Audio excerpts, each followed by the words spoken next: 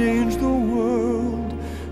His instantly recognizable voice has made Josh Groban one of the world's best-selling classical pop artists, and a sense of humor and candor has drawn him legions of fans. Featuring renditions of some of musical theater's greatest songs, his latest album, Stages, released in April, is inspired by a lifetime love of musicals. I can't tell you how happy we are.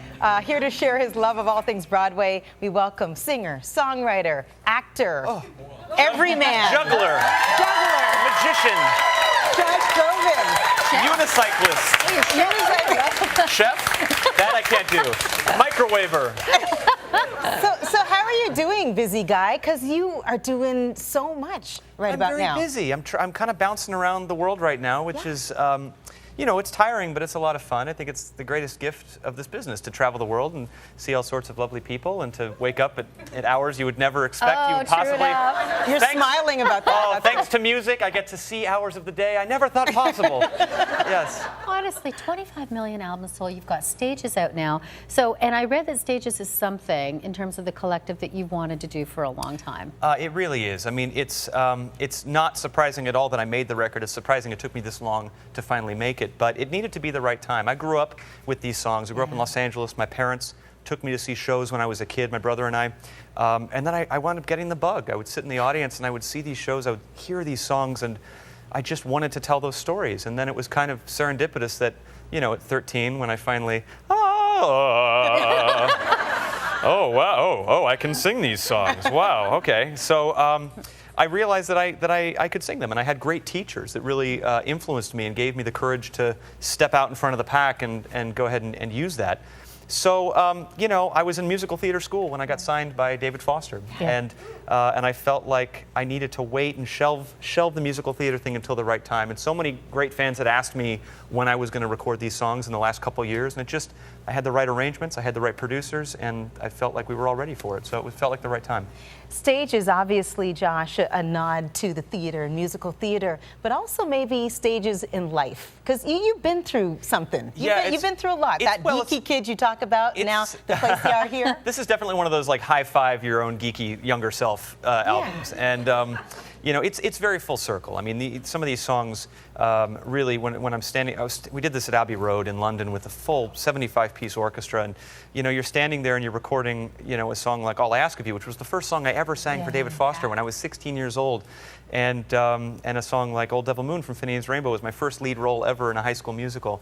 It's just, you know, I was really shy. I was bullied, you know, and if you could, you know, sometimes hindsight is 20/20, but if I could go back and tell that kid, you know, hey, you know, you 15 years down the road, you know, this is going to be pretty amazing. But that's one of the reasons why I'm such a proponent of arts education. It's one of the reasons why I have my foundation, Find Your Light.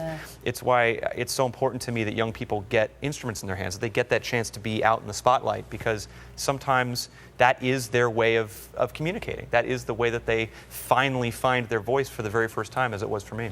What do you think that kid is thinking now? He's intolerable. Oh, there he is. He's got the ego the size of a house. No.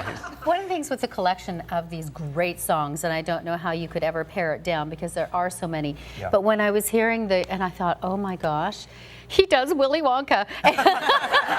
If I had one song that I think was requested more than any other by my fan base, it was, "Oh, please do Willy Wonka." I don't know why I made my fans sound like Oliver, but they did. "Please, sir, please do Willy Wonka." And so I've loved Pure Imagination, you know, obviously since I was a kid. And that song, truly, you can be, you know, old and cynical, and you still curl up in the fetal position when you hear that song. It's very, very nostalgic. It's one of those beautiful melodies and lyrics full of wonderment, and so we'll do that a little bit later. You know what? It's Over the Rainbow that does it for me. Yeah? I think I've got the Patti LaBelle version on repeat in my car, but I'll tell you, Mr. Groban, okay, I'm switching over. There's no competing with Queen Patti, but you know, there are so many versions that I've loved of this song growing up. Patti's is, of course, right at the top. Judy Garland, of course, and Israel, the wonderful Hawaiian singer that sang this song. But beautiful. You know, and as a self-critic, you know, you kind of have to step back before you record songs or interpret them and say, what do I have to add to this? But we had a beautiful arrangement done by my friend Bill Ross, and just felt like we could go ahead and do it justice. Tell me about the Tonys. You were there with Kat Dennings, who you're dating. Yes. But yeah. Look at red carpet. Tell me about performing through the memoriam. In memoriam. It was, you know, it was my second time at the Tonys, first time performing, and it was just an enormous honor. I mean, to be surrounded by so many of my heroes. I was on the red carpet, and we were just standing next to Bernadette Peters. Wow. And who is just flawless. And you know, it's tremendous. And when you're asked to pay tribute to those we've lost this year, and to do it with a choir of 175 of Broadway's finest performers, honestly, it was a lot of nerves and a lot of excitement, and I was just thrilled to have been given that opportunity. Do you aspire to be on the Broadway stage? You've done stages and all. I think so. I think Do you think he could? I think I should probably. Well,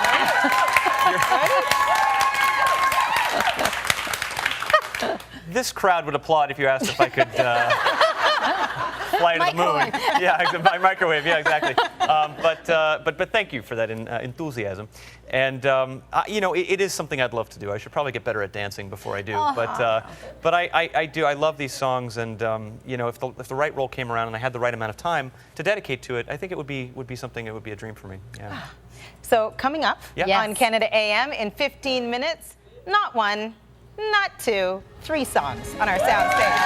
Josh Groban.